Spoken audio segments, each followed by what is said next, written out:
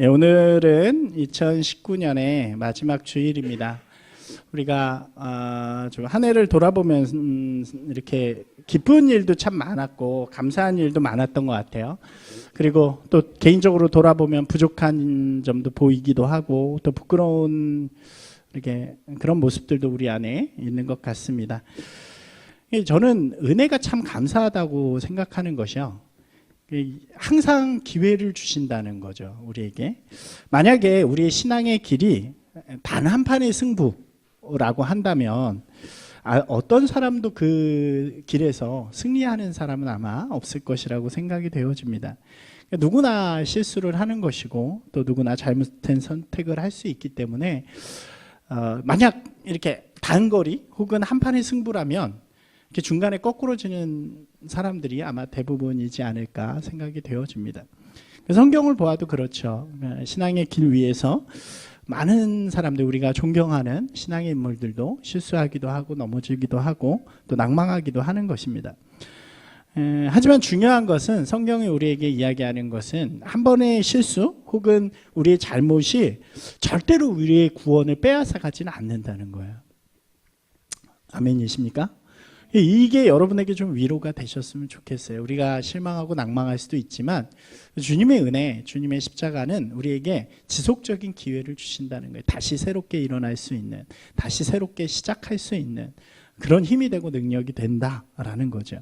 이것을 우리가 기억해야 우리의 모습 가운데 혹 실수할 수 있고 낭망할 수 있지만 그때마다 좌절하지 않고 넘어지지 않고 오늘 우리 읽은 말씀처럼 우리의 발목 또 발, 힘 이런 곳에 다시 힘을 주어서 새롭게 일어날 수 있는 능력이 되어진다라고 할 수 있겠죠. 오늘 우리가 좀 한 해를 마무리하면서 주님 앞에서 우리의 모습들을 고백하고 회복해 보는 그런 시간이 되어지기를 소망합니다. 한 해를 마무리할 때 가장 중요한 두 가지 자세를 오늘 이야기하려고 그래요. 가장 먼저는 감사로 한 해를 잘 마무리하는 것이죠. 이것은 매우 중요하다고 할 수 있습니다. 우리가 감사는 뭐 계속해서 이야기를 하고 있는 거죠. 우리는 이렇게 이야기할 수 있을 것 같아요. 하나님 앞에 감사하는 사람들이다. 성경에 보면 우리에게 감사하라라고 명령을 하시죠. 그러니까 하나님께서 주신 명령이기도 해요, 감사는. 그리고 또 다른 한편으로 보면 이 감사는 우리에게 주시는 축복이기도 하죠. 감사가 우리 안에 주는 유익함들이 있는데 먼저는 감사가 우리 삶의 행복의 통로가 되기 때문이에요. 탈무드에 이런 이야기가 있다고 합니다. 한번 같이 읽어볼까요? 세상에서 가장 지혜로운 사람은 배우는 사람이고 세상에서 가장 행복한 사람은 감사하는 사람이다. 그죠? 실제로 같은 상황, 같은 환경 속에 있어도 감사하는 사람은요, 행복도가 높아지게 되어지는 거죠. 같은 모습을 바라보면서도 그 안에서 우리에게 주신 은혜에 대해서 감사하는 사람은 그 삶에 대해서 굉장히 행복함 그리고 하나님이 주신 복을 누릴 수 있는 그런 사람이 된다는 것입니다. 반대로 이야기하면 감사할 줄 모르는 사람은요, 늘 자신이 불행하다고 여긴대요. 여러분 어떠신가요? 여러분들은 불행하신 분들인가요? 아니면 되게 행복하신 분들인가요? 우리가 우리의 삶을 감사로 주님 앞에 놓을 때요, 우리는 행복한 사람이 될 수 있는 것입니다. 하지만 우리의 모습을 늘 불평과 불만으로 세상 가운데 놓을 때에 우리는 불행한 사람이 될 수 있는 것이죠. 우리는 늘 하나님 앞에 주신 삶에 대하여 감사하며 또 어떤 모습에서든지 감사의 고백들을 통해서 주님 앞에 나아갈 때에 주님이 우리와 함께 하시고 또 주님이 주시는 복, 우리가 행복이라고 표현하지만 좀 기독교 용어로 이야기한다면 축복이라는 말이 더 맞을 것 같아요. 하나님으로부터 전해지는 그 복이 우리 가운데 충만한 그런 삶이 되어질 줄로 믿습니다. 고린도후서 말씀 한번 읽어볼까요? 이는 모든 것이 너희를 위함이니 많은 사람의 감사로 말미암아 은혜가 더하여 넘쳐서 하나님께 영광을 돌리게 하려 함이라. 우리에게 명령하신 감사도 결국 이 명령이죠. 그 명령도 결국 그 감사를 통해서 우리가 더 풍성해진다는 거예요. 그리고 그 풍성함은 무엇을 만들어내요? 하나님께 영광이 되어진다라고 우리에게 전해줍니다. 그렇기 때문에 이 감사는 우리 신앙의 길에서 너무나도 중요한 길이 되어지는 거죠. 사랑하는 여러분, 감사로 이 한 해를 마무리하시는 분들이 되시길 바랍니다. 힘들었던 점, 또 어려웠던 것들, 원망들 다 내려놓으시고 주님 앞에 그것들 가운데서 역사하신 주님을 바라보면서 좀 감사하는 분들이, 그래서 행복하게 이 연말을 좀 마무리하는 분들이 되시면 좋을 것 같습니다. 중요한 것은 하나님 앞에만 감사하는 것이 아니라 사람에게도 감사하는 것이 중요하다고 할 수 있겠죠. 우리 옆분들 보시고 한번 감사하다고 이야기해 볼까요? 네, 정말 감사합니다. 저도 여러분들에게 참 감사합니다. 감사하다 그러니까 벌써 웃음이 넘치잖아요. 서로 감사의 유익이 이게 더 중요한 것은요, 우리의 삶을 주를 위한 삶으로 인도해 간다는 거예요. 무슨 이야기입니까? 진짜로 감사하는 사람은요, 감사를 입에 다는 사람, 감사하며 사는 사람은요, 그 감사에 보답하는 삶으로 자기를 만들어가게 되어지는 거죠. 그렇잖아요. 이렇게 감사한다고 말하면서 아무것도 하지 않는 사람은 없습니다. 보통 아무것도 하지 않으려면 어떻게 해요? 감사를 안 하고 피해 다니죠. 자꾸 우리의 고백들 가운데 감사가 일어나면 그 감사한 마음 때문에 하나님이 원하시는 그 뜻을 우리의 삶 가운데서 이루어가는 사람이 되어진다는 거죠. 제가 좋아하는 영화 중에 굉장히 명작 중에 하나가 이 라이언 일병 구하기라는 영화가 있습니다.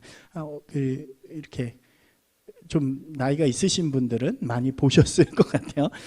이 영화 마지막 장면은 한 노인이 묘비 앞에서 이야기하는 장면이에요. 첫 장면과 마지막 장면이 그렇게 되는데, 내용을 잠시만 말씀드리면 2차 세계대전 당시에 이 한 여인의 아들 4명이 이 전쟁터로 나가게 됩니다.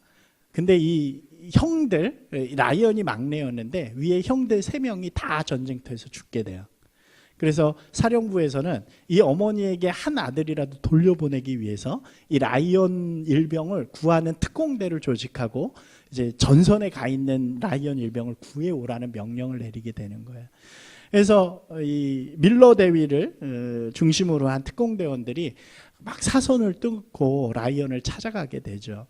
라이언을 만나게 됩니다. 그래서 처음에 라이언이 안 간다 그러는데 잘 설득해서, 형도 다 죽었는데 엄마는 누구하고 사냐, 이렇게 잘 설득해서 데리고 가려고 하는 찰나에 독일군이 공격을 하게 돼서 막 굉장히 위험한 상황에 처하게 됩니다. 그런 상황 속에서 이 밀러 대위가, 이 전투 특공대원들이 다 죽어요. 단 2명만 빼고 다 죽고, 밀러 대위가 마지막에 이 라이언을 구하려고 하다가 밀러 대위도 총을 맞게 됩니다. 죽어가는 거예요. 그러면서 밀러 대위가 라이언을 딱 데리고 자기 품에 안으면서 이런 이야기를 합니다. 같이 한번 읽어볼까요? 헛되이 살지 말라.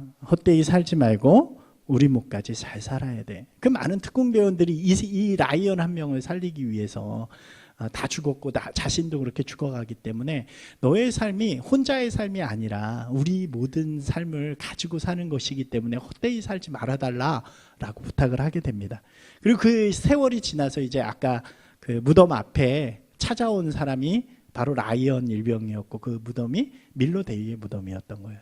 그래서 이 라이언 일병, 그 노구가 된 라이언이 그 부인에게 이렇게 물어요. 여보, 내가 헛되게 살지 않았지. 우리 밀러 대위님에게 내가 헛되이 살지 않았다는 이야기를 해줘 라고 이야기를 해요. 그리고 그 부인이 그렇게 이야기하면서 마무리되어집니다. 그러니까 이 자신을 위해 목숨을 버린 사람들의 목까지 최선을 다해서 보답하는 마음으로 그렇게 살아왔다는 거죠. 그것이 바로 감사하는 마음이 아닐까 하는 생각이 듭니다.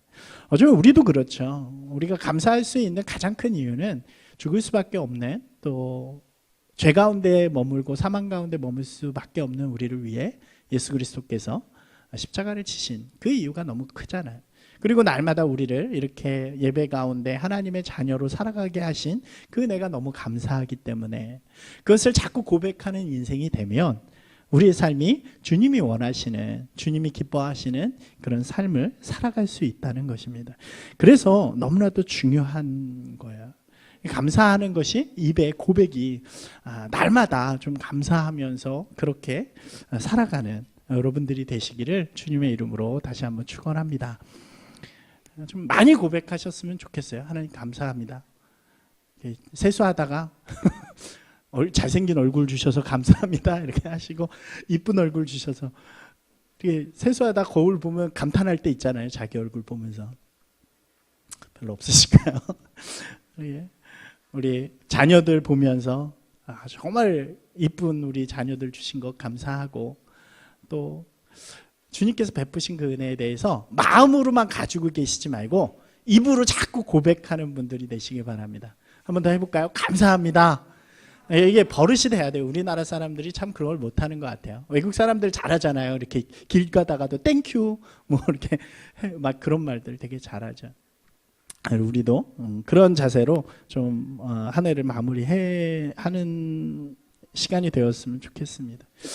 감사가 올 한 해를 잘 마무리하는 자세라고 한다면 또 하나의 자세, 중요한 자세가 있는데 그것은 신앙의 회복이라고 이야기할 수 있을 것 같습니다.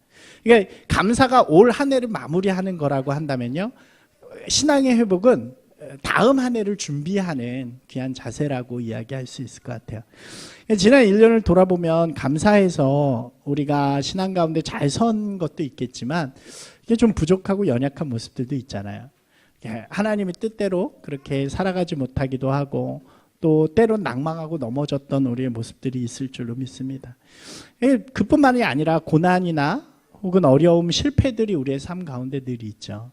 그래서 하나님을 좀 멀어지기도 하고 좀 떠나기도 하는 그런 것이 우리의 모습이기도 한 것 같습니다.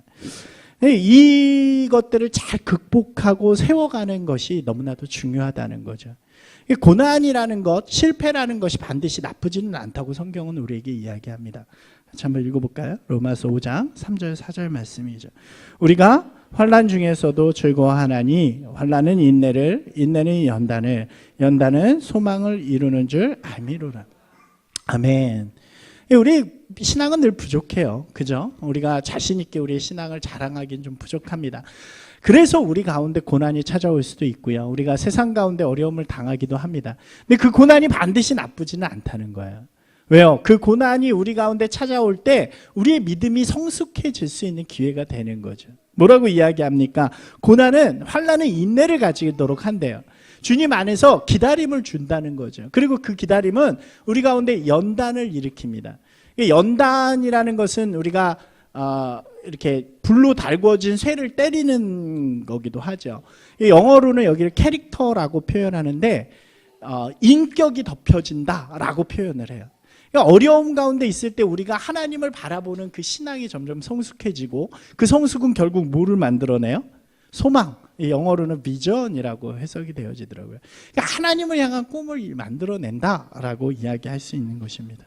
우리의 신앙 가운데 실패가 있고 어려움이 있고 환난이 있어요. 더 중요한 것은 그럴 때 우리가 좌절하거나 넘어지거나 끝나는 인생이 아니라 그 환난과 어려움, 아픔들을 딛고 우리 신앙을 다시 새롭게 만드는 것이 매우 중요한 것이라고 할 수 있겠죠. 무엇이든지 무너진 것을 다시 세울 때 가장 중요한 것은 기본을 세우는 것입니다. 그러니까 어떤 일을 할 때든지 가장 기본적인 것을 잘하는 것이 너무나도 중요하다고 할 수 있겠죠. 기본이 잘 돼 있어야 오래 할 수 있고 성장할 수 있기 때문이라고 할 수 있습니다. 제가 중학교 1학년 때 탁구를 처음 배웠어요. 우리 교회에 탁구대가 있고 탁구채가 있었어요. 그래서 이렇게 가서 처음 배우는데 저희 형들이 이제 2년 선배들이 되게 많았거든요. 그 형들이 탁구를 먼저 치고 있으면 우리는 좀 기다리다가 우리 차례가 되면은 딱 하고 그랬는데, 당연히 이제 처음 쳐보는 거니까 이렇게 어렵죠. 지기도 하고 맨날 이래서 형들한테 좀 밀려가지고 교회에서 탁구를 치지 않고 밖으로 나와서 탁구장을 갔었어요. 저희 또래들이. 근데 우연히 들어간 탁구장이 어떤 탁구장이었냐면 그 84년도 올림픽 국가대표 하신 분이 운영하는 그런 탁구장이었어요. 그러니까 여성분이었는데 되게 저희보다 한 6살, 7살 많은 누나였는데 아직도 기억나요. 지하에 내려가면 그 벽면에 그분 사진으로 쫙 도배가 돼 있고 그랬거든요. 근데 그분은 안 계셨어요. 할머니가 계시고 그분의 어머니가 계시고, 그래서 거기서 그냥 못 치는 탁구 이렇게 치는 거 있잖아요. 이렇게 치는 걸로 했었는데 어느 날 그 누나가 우리 눈앞에 등장을 했어요. 그래가지고 너무 막 이렇게 흥분해가지고 이렇게 탁구 좀 알려주세요. 그러니까 그 누나가 저희들하고 이렇게 쳐주는데 우리가 너무 못 치니까 뭘 가르쳐 줬냐면 탁구채 대신 좀 무거운 거를 주더니 이거를 가지고 와서 하루에 30분씩 계속 흔들고 가라는 거예요. 공은 치지 말고. 여러분 이게 얼마나 재미없는지 아시죠? 공을 안 치고 이걸로 계속 이것만 하고 있는 게.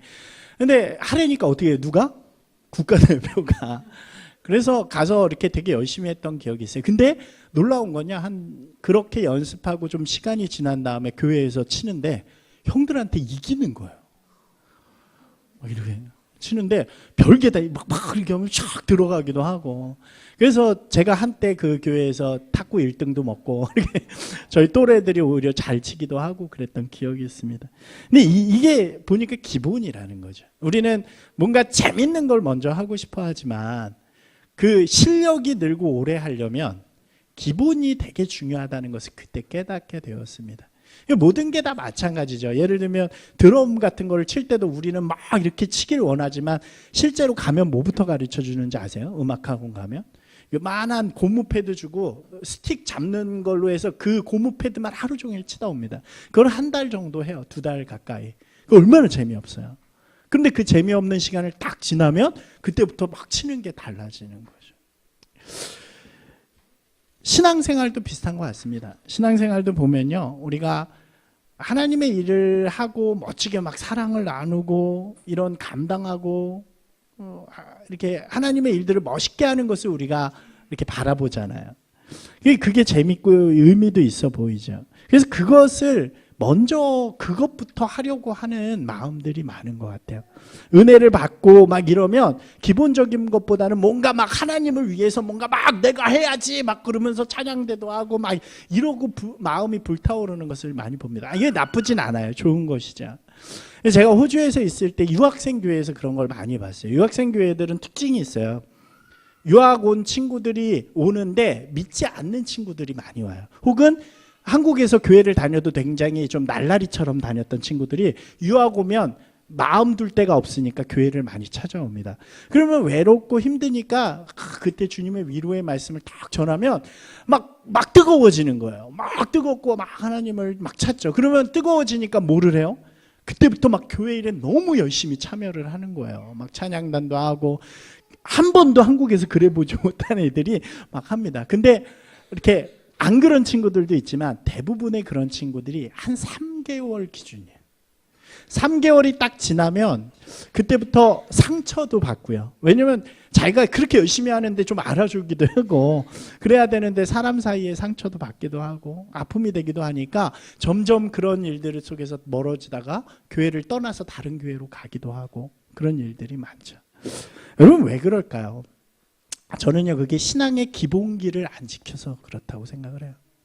우리가 제일 중요한 것은요, 신앙의 기본기를 통해서 하나님이 주시는 단단함, 이 신앙의 단단함으로 무장해 있어야 우리가 하나님의 일을 행하고 우리가 세상 가운데 빛이 되고 소금이 될 때, 여러분 세상의 빛과 소금이 되는 게 쉽나요? 그렇지 않아요. 세상으로부터 공격도 많고 상처도 많아요. 여러분 선한 일을 할 때요 굉장히 이상한 눈으로 보는 사람들도 굉장히 많아요. 여러분 근데 우리가 신앙의 기본기가 없어서 단단하게 무장되어 있지 않으면 그런 공격이 올 때, 그런 아픔이 올 때 금방 수그러들 수밖에 없는 거죠. 우리의 삶 가운데 기본기가 잘 돼 있어야 그것을 지속적으로 또 쉬지 않고 끝까지 할 수 있는, 또 기쁨으로 하나님의 일을 감당할 수 있는 반석과 같은 사람들이 될 수 있다는 거죠. 이 기본기가 탄탄한 사람들은요, 그래서 위기의 순간에 그 기본으로 다시 돌아가게 되어지는 거예요.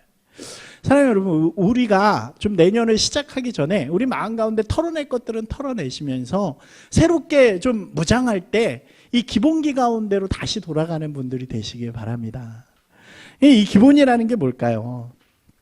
이스라엘이 신앙의 큰 위기가 찾아오잖아요. 나라가 패망하고 이제 백성들은 포로로 끌려가기도 합니다. 그래서 완전히 성전도 무너지고 이 나라가 존폐의 위기에 있던, 그래서 하나님 앞에 신앙이 사라질 것 같은 그런 위기에 이제 이들이 포로로부터 다시 돌아오게 되는 그런 일들이 일어나게 되죠.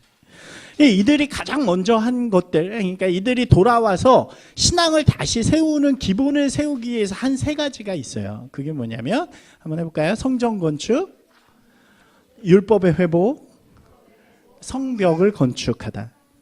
이렇게 성전을 먼저 세우고요. 그 다음에 성벽을 쌓고 율법을 선포하는 일들이 이들 사이에서 일어나요. 그리고 그것을 통해서 이스라엘의 이제 나라로서의 기능은 사라졌지만 하나님의 백성으로서 하나님의 공동체로서의 정체성을 다시 세우는 일들을 하게 됩니다. 그것이 우리에게 어떤 의미일까요? 먼저 성전 건축을 볼까요? 성전을 건축한다는 것의 의미는 무엇일까요? 이 성전은 이스라엘에게 어떤 의미였냐면 하나님이 함께 하시는 공간이었습니다. 하나님이 임재하시는 공간, 하나님이 그들과 함께 하시는 공간이었고 그들이 하나님 앞에 나아가서 예배하는 공간이었다는 거죠. 사랑하는 여러분, 이것이 가장 신앙의 기초가 된다는 거예요. 무슨 이야기입니까? 우리가 누구인가? 여러분 누구십니까? 여러분 누구세요? 저는 제 가장 이름 앞에 이것이 붙었으면 좋겠어요. 나는 하나님의 백성입니다. 나는 그리스도인입니다.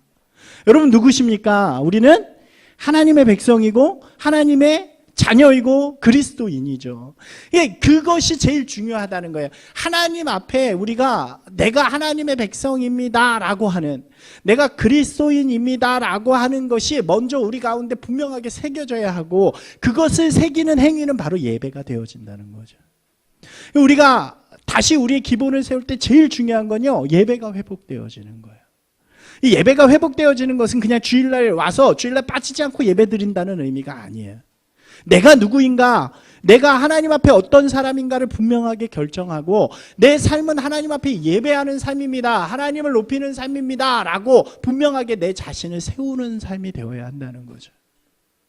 여러분, 우리는요 예배하기 위한 사람들이에요. 분명하게 이야기하세요. 이 백성은 나를 위해 불렀나니 나를 찬양하게 하려 함이라. 이게 찬양이 예배를 의미하는 거거든요. 이 정체성이 있을 때 우리는 가장 분명하고 확신 있게 주님 앞에 서는 사람이 되는 것입니다. 그래서 예배가 너무 소중해요. 여러분, 예배를 소중하게 여기는 분들이 되시기 바랍니다. 예. 이 상황에 너무 이렇게 신경 쓰지 마세요. 예배는 아이들이 떠들 수도 있고 뛰어놀 수도 있습니다. 중요한 건 내가 누구 앞에 서 있는 거예요? 하나님 앞에 서 있는 거예요. 내가 주님 앞에 서서 주님을 예배하고 있습니다. 여러분, 그 주일 아침이 되면요, 아니 토요일이 되면요 막 가슴이 뛰셔야 돼요. 내일 예배하는 날이구나. 뭐 더 나아가서 우리가 삶의 예배가 되면 좋겠죠. 그러나 그 전에 우선 우리의 드리는 공적 예배부터 우리의 마음가짐 속에서 분명하게 세워가는, 그래서 이 예배를 통해서 나는 예배함을 통해서 살아가는 사람입니다 라는 것을 분명하게 세워가는 분들이 되어야 돼요. 한번 해볼까요? 예배하지 않으면 죽는 것이다. 네, 우리가 예배하지 않으면요 우리의 영은 죽은 것이죠. 여러분, 예배하는 분들이 되시기 바랍니다. 두 번째로는요, 율법의 회복이에요. 율법은 말씀의 회복이죠. 이것은 어렵지 않죠. 말씀이 다시 세워지는 거예요. 여러분, 참 재밌는 게, 제가 여러 번 이야기하지만 이스라엘의 율법이 있었지만 놀라운 건 이스라엘 사람들이 율법을 잘 안 지키고 율법 자체를 너무 몰랐다는 거예요. 여러분 보세요. 지금 오늘 말씀에 보니까 무슨 이야기냐면 이 나라가 회복이 되어집니다. 포로들이 들어와서 성전을 쌓고 다 모인 거예요. 거기서 뭘 하냐면 에스라가 이 율법을 읽어주는 거예요. 근데 이 이스라엘 백성들이 놀라요. 그리고 어떻게 하냐면요, 8장에 보니까 일어나요. 그리고 송축해요. 그리고 땅을 얼굴에 막 대요. 그리고 깨달아요. 그리고 울고요. 그리고 기뻐하였다라고 이야기를 해요. 여러분, 왜 그럴까요? 들어본 적이 없는 거예요. 하나님의 백성이라고 이야기하는데 하나님의 말씀을 들어본 적이 없는 거예요. 그들이 하나님의 백성이라고 하는데 하나님의 말씀을 가지지 않았던 거예요. 그러니까 그들이 이 말씀이 선포되어지고 그들 마음에 찾아올 때 이런 반응이 일어나는 거죠. 막 흥분하는 거예요. 하나님 막 일어나가지고 송축하고, 그리고 막 자기네들을 지적하는 그런 말들이 오면 막 울고 땅을 치고 머리를 박고 이런 일들이 일어나는 거예요. 그리고 나서 어떻게 해요? 그 말씀이 그들의 기준이 되어진다는 거죠. 사랑하는 여러분, 하나님 말씀에 적극적으로 반응하는 분들이 되시기 바랍니다. 그냥 오늘 주일날 목사를 통해서 흘러가듯이 전하여진 좋은 말씀이 아니에요. 하나님의 말씀은요, 여러분 마음 가운데 삶이 되고 기준이 되어지는, 그래서 우리의 가장 기본이 되어지는 그런 말씀이라는 거죠. 말씀이 있을 때요, 성령님께서 우리를 깨닫게 하시도록 우리가 간절히 구해야 돼요. 말씀이 우리 가운데 제 마음에, 제 삶을 칠 때 여러분 숨기지 말고 회개하는 분들이 되셔야 돼요. 찔릴 때가 있잖아요. 저도 많아요. 이렇게 말씀 읽다 보면, 저는 설교를 듣기보다 많이 하는 쪽이니까, 그러다 보면 괜찮습니다. 그러다 보면 제가 쓰면서도 저한테 막 찔려요. 여러분, 찔릴 때 보통 어떻게 하세요? 저는 외면할 때가 많아요. 그죠? 근데 오늘 말씀해 보니까 그러지 말라는 거예요. 여러분, 부끄러워하지 마세요. 뭐 세상 앞에 이야기할 필요는 없어요. 하나님 앞에 부끄러워하지 마세요. 제가 말씀드렸잖아요. 예수님이 가장 좋은, 은혜가 가장 좋은 것은 우리 가운데 계속해서 기회를 주시는 거예요. 우리 마음에요, 찔림이 있을 때 그때 주님 앞에 회개하는 분들이 되시기 바랍니다. 감사할 때 우리 마음에 정말 놀라운 역사가 될 때 일어나서 찬양하시고요. 그렇게 주님 앞에, 주님의 말씀 안에 반응하면서 우리의 기준을 세워갈 때 우리는 주님 앞에 우리 신앙을 견고하게 세워가는 그런 사람들이 되어진다는 것입니다. 마지막입니다. 마지막은 성벽의 수축이었어요. 처음에요, 성전을 지어요. 수룹바벨하고 이런 사람들이 1차 와서 성전을 짓고요. 근데 성전을 짓고 나서도 한참까지 성전만 전했지 그들이 하나님의 백성으로서의 모습을 하나도 갖지 못해요. 왜냐하면 성전은 있는데 여전히 그 땅에는 이방 사람도 오고 막 이랬거든요. 그 소식을 누가 들으냐면 느헤미야가 듣게 된 거예요. 그랬더니 지금 성벽이 다 무너져가지고요, 완전히 난리예요. 백성들은 맨날 울고 있고요, 어떻게 사는지 맨날 뺏기고 그래요. 그래서 느헤미야가 막 가슴을 치면서 울고 자기의 왕한테 얘기한 다음에 돌아오게 되는 게 느헤미야의 시작이잖아요. 그러고 나서 느헤미야가 한 일이 뭐냐면 성전을 중심으로 예루살렘의 성벽을 치는 거예요. 성벽 안에요. 그리고 성벽을 다 친 다음에 성벽 안으로 사람들을 다 불러 모아요. 그리고 여기에서 우리가 거룩하게 살아가자라고 이야기하는 거예요. 여러분, 성벽의 의미가 무엇입니까? 여러분, 우리가요, 세상과의 구별됨을 이야기하는 거예요. 우리 삶에요, 영적인 성벽이 있어야 한다는 거죠. 느헤미야가 다 와서 성벽을 쌓아놓고 이렇게 이야기해요. 이 성벽 안으로 들어와서 이제 우리가 진짜 영적인 사람으로 살아가자. 거룩한 사람으로 살아가자. 구별된 사람으로 살아가자. 여러분, 우리 삶에도 마찬가지예요. 죄악된 것과 거룩한 것에 대한 분명한 경계가 있어야 된다는 거죠. 하나님이 기뻐하시는 것과 싫어하시는 것에 대한 분명한 경계들이 있어야 한다는 거예요. 그것들을 세우고 내가 이것들 안에서 거룩한 하나님의 백성으로 살아가겠다라는 분명한 결단이 우리 가운데 있을 때 우리는 다시 한번 우리의 삶의 신앙의 회복들을 가질 수 있다는 거죠. 여러분, 이 느헤미야가요, 성벽을 한 다음에 사람들을 다 불러 모아놓고 이런 이야기를 해요. 4가지 이야기를 해요. 이것에 대한 회복을 하자. 그러면서 세속주의를 추방하고, 이게 레위인들에게 우리가 11조를 주는 게 있었잖아요, 율법에. 근데 이미 그게 사라진 지 오래였어요. 그래서 그것을 회복하라고 이야기하고요. 그 다음에 안식일을 회복하라고 이야기하고, 무너진 하나님과의 관계를 회복하라고 이야기해요. 그리고 되게 재밌는 게, 제가 이거를 하나 한 것 같아요. 느헤미야 13장 25절에 이렇게 이야기해요. 제가 읽을게요. 내가 그들을 책망하고 저주하며 그들 중 몇 사람을 때리고 그들의 머리털을 뽑고 이르되, 이렇게 이야기해요. 그러니까 지키라고 때리기도 하고 머리를 뽑기도 하고 이 정도로 강조했다는 거죠. 이 근본을 다지는 데는요, 우리가 여러분 이 기본을 다지는 것에요. 너무 영적인 것으로만 생각하시면 안 돼요. 이 특별히 구별됨에서는. 듣고 배우는 게 다가 아니에요. 아, 나 이제부터 하나님의 백성으로 거룩하게 살 거야. 여기서 끝나면 절대로 안 되는 것입니다. 무엇을 해야 하냐면 실제로 내 삶 속에서 변화, 실제로 내가 이것을 해야 되겠다, 이것을 하지 말아야 되겠다라는 결단이 필요하다는 거예요. 여러분 생각해 보세요. 여러분의 삶에서 거룩하지 못한 것들 하나씩만 생각하세요. 지금 생각하셨어요? 얘기 안 해도 됩니다. 우리 서로 부끄러우니까 얘기하지 마시고 속으로 생각해 보세요. 그럼 우리가 이 연말에 내년을 세우면서 신앙을 세울 때 해야 할 일이 뭐냐면 그것을 결단하는 일이 있어야 된다. 하나님, 제가 이 일은 하지 않겠습니다. 하나님 기뻐하시는 일 하나만 생각해 보세요. 여러분을 통해서 하나님 기뻐하실까 하나님씩만 생각해 보세요. 그것을 결단하는, 하나님, 제가 이 일은 하나님을 위해 하겠습니다. 이것이 성벽을 만드는 거예요. 진짜로 성벽을 내 삶 가운데 거룩함을 만드는 행위가 되어지는 거죠.